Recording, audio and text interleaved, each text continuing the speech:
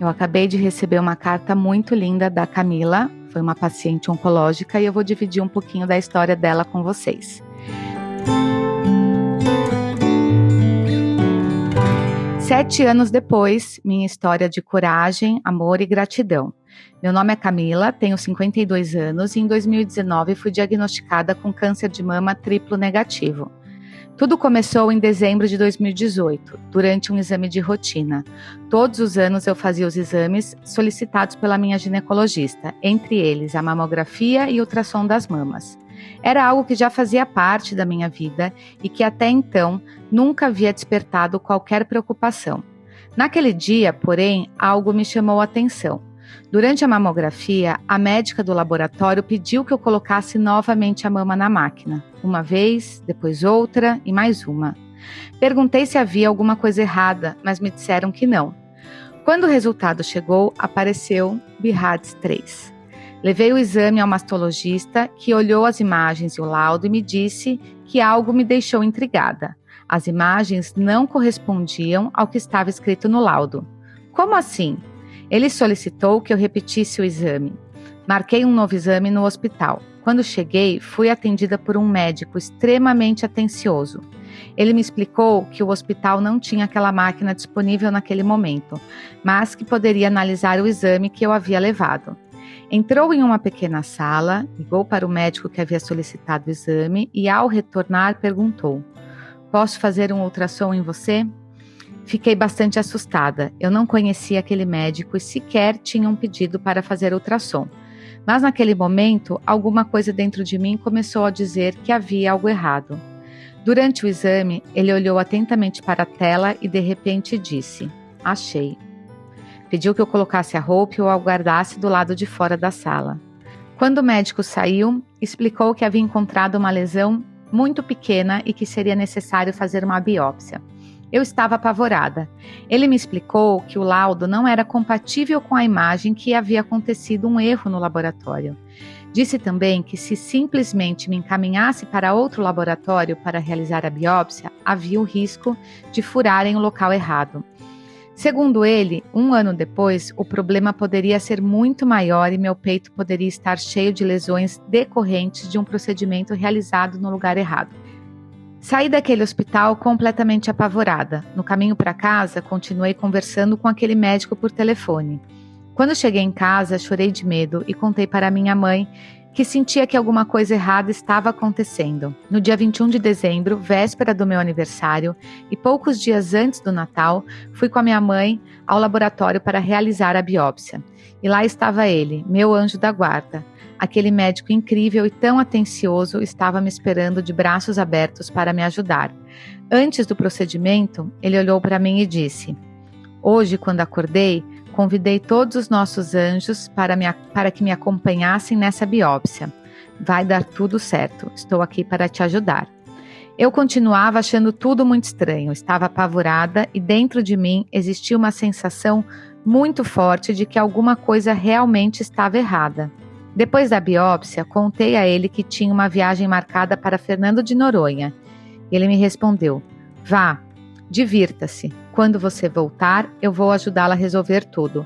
A lesão é muito pequena, você vai tratar e vai ficar bem." E eu fui viajar. Fernando de Noronha foi uma viagem incrível.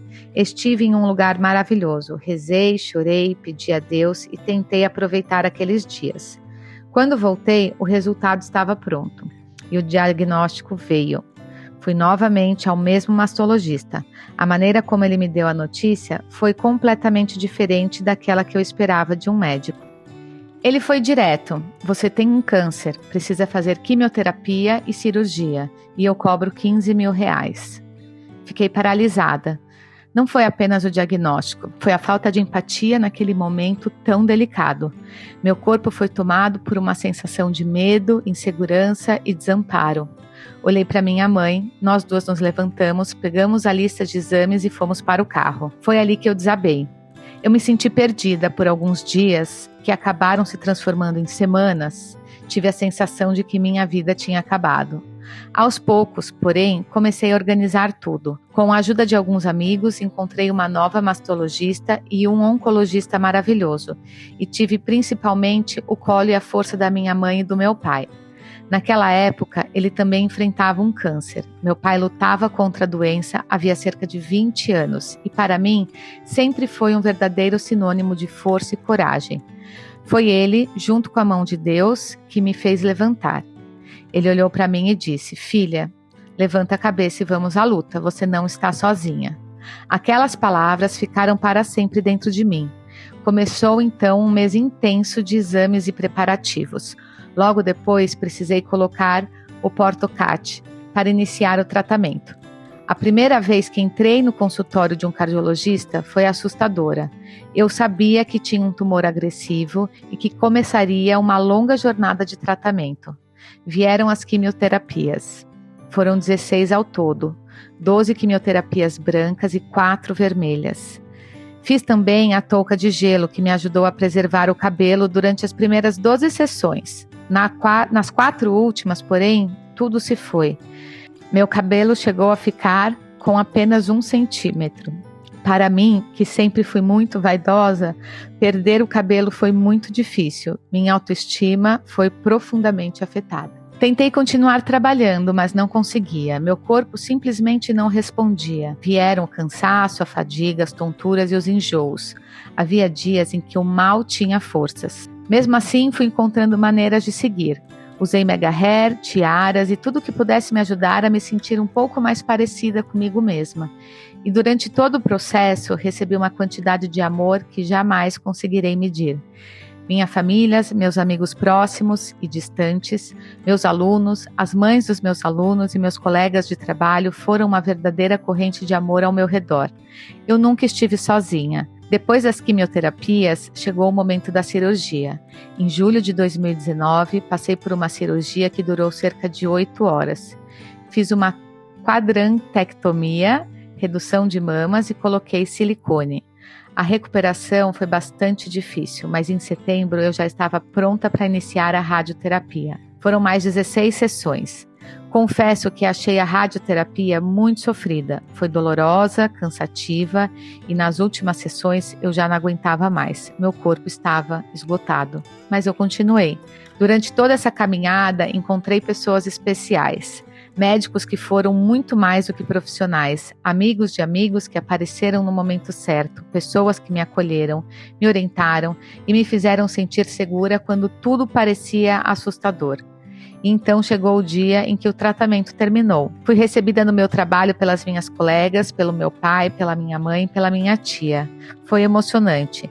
Meus alunos me entregaram cartas, enviaram presentes e flores. Recebi tanto carinho que muitas vezes tive a sensação de que o amor de todas aquelas pessoas me ajudava a atravessar cada etapa. Mas terminar o tratamento não significou o medo que terminou. Durante os 5 anos seguintes, o medo conviveu comigo. Eu fiz mais 3 cirurgias, uma para tirar o silicone encapsulado pela rádio e mais 2 reparadoras. Qualquer coisa diferente no meu corpo era suficiente para acionar um sinal de alerta, uma dor, uma alteração. Qualquer sensação diferente fazia minha cabeça voltar imediatamente para aquele período. Aos poucos, porém, fui aprendendo a viver novamente. Hoje, 7 anos depois do diagnóstico, olho para trás e vejo uma mulher diferente daquela que entrou naquele hospital em dezembro de 2018. Hoje eu me sinto curada, sinto-me abençoada, sou profundamente grata por estar aqui. Mas a minha história ganhou, em 2026, um novo capítulo. Meu pai, aquele homem que sempre foi meu exemplo de força e coragem, aquele que enfrentou um câncer durante 26 anos, partiu. Perdi meu pai. E essa é uma dor que ainda estou aprendendo a compreender. Durante todos esses anos, pude estar ao lado dele, ajudá-lo e acompanhá-lo em sua própria batalha. Hoje percebo o quanto sou grata por ter tido a oportunidade de ajudá-lo. Ele me ensinou a lutar quando eu mais precisava. Ele me ensinou que eu não estava sozinha. E muitos anos depois, eu pude estar ao lado dele. A doença nos aproximou de uma maneira que talvez nenhum de nós pudesse imaginar. Meu pai se foi, mas deixou um legado que permanece em mim. Deixou a coragem, deixou a força, deixou a fé e deixou o amor. Deixou principalmente uma frase que carreguei para sempre: filha, levante a cabeça e vamos à luta. Você não está sozinha. Hoje, quando penso em tudo que vivi, não quero lembrar apenas do câncer. Quero lembrar dos anjos que apareceram no caminho, do médico que enxergou o que o primeiro exame não mostrou, da enfermeira que me ofereceu um simples copo d'água quando eu estava apavorada, da viagem para Fernando de Noronha, quando eu ainda não sabia o que me esperava, da minha mãe que esteve ao meu lado, dos médicos que me trataram com humanidade, dos amigos, da minha família, dos meus alunos, das cartas, das flores, dos abraços e do meu pai.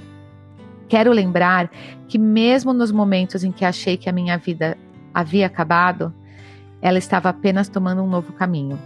Passei pelo medo, passei pelas químios, passei pela cirurgia, passei pela radioterapia, passei pelos dias difíceis, passei pelos 5 anos de vigilância e insegurança e cheguei até aqui.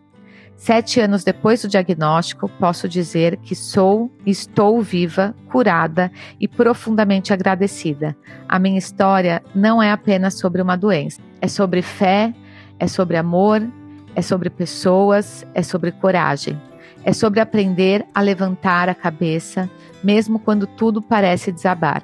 E, acima de tudo, é sobre a vida que Deus me permitiu continuar vivendo, e por ela todos os dias eu agradeço. Camila, que história linda, que história maravilhosa. Não tive como não me emocionar ao ler o seu relato, e muitas das coisas que você passou me fez lembrar também da minha jornada, da minha trajetória na luta contra o câncer de mama. O meu câncer de mama também foi triplo negativo, e tudo que você foi relatando aos poucos me fez voltar no tempo. Eu sinto muito que você tenha perdido seu pai nesse ano, sinto muito que você tenha tido uma experiência nada humana com esse médico que falou para você que você tinha um câncer. Mas hoje, depois de tudo que eu passei, pelas coisas ruins e pelas coisas boas também, eu tenho certeza que tudo faz parte do nosso amadurecimento, da nossa evolução. E, infelizmente, às vezes passar por coisas ruins faz parte do nosso crescimento. Isso nos faz crescer, isso nos faz uma pessoa melhor. E eu tenho certeza que hoje você é uma versão infinitamente melhor do que aquela versão que ficou assustada quando recebeu o diagnóstico, que não sabia nem por onde começar.